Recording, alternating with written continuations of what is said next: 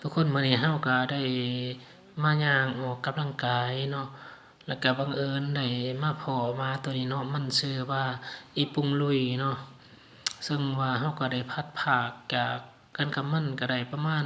1 ปีกว่าๆนี่แหละเนาะและเฮามาพ้อโดยความบังเอิญในมื้อนี้มันเห็นเฮาทวิตนี่โอ้ยมันดีใจขนาดใดมันโดดใส่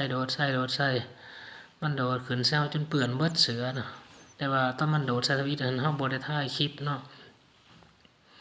เฮาคิดว่ามันสิบ่จื้อแต่เฮาก็จื้อมันอยู่เนาะซึ่งว่าสาเหตุที่ได้พัดภาคจากกันน่ะก็แม่นว่าเฮาได้เลิกลากันกับแพนเนาะซึ่งว่าหมานี่มันก็อยู่ใน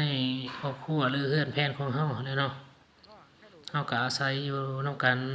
ก็หลายปีเติบเนาะแต่หมาตัวนี้มันก็ยังน้อยแหละมันมาพ้อเฮามื้อนี้ก็ถือว่าเป็นความบังเอิญเนาะมันก็ดีใจสุดๆเลยเด้อเฮาไล่เมื่อเฮาอยากให้มันเมื่อมันก็ยังบ่เมื่อมันยังวนเวียนนำเฮาอยู่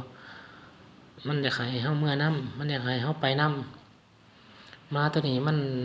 สิรู้จักความได้หมาตัวนี้เวลาเฮาสั่งมันนี่ไล่เป็ดไล่ไก่เป็ดไก่ขึ้นเถียงขึ้นเรือนนี่แม่นเฮาเอิ้นว่าปุ้งๆๆเป็ดไก่นี่มันก็แล่นใส่รถมันไล่ให้เนาะ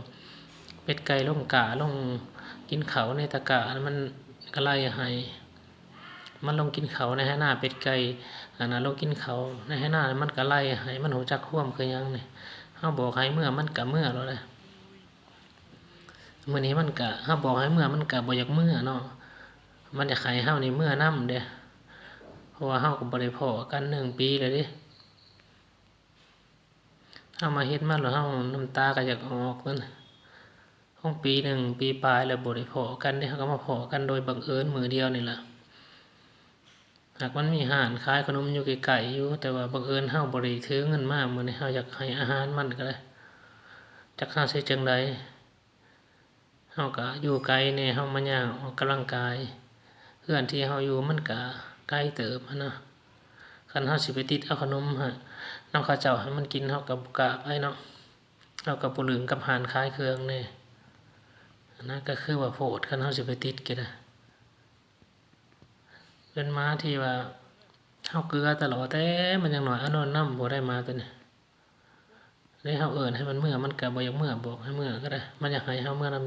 ำอันน่ะน้ำมันวนเวียนอยู่ตอนนี้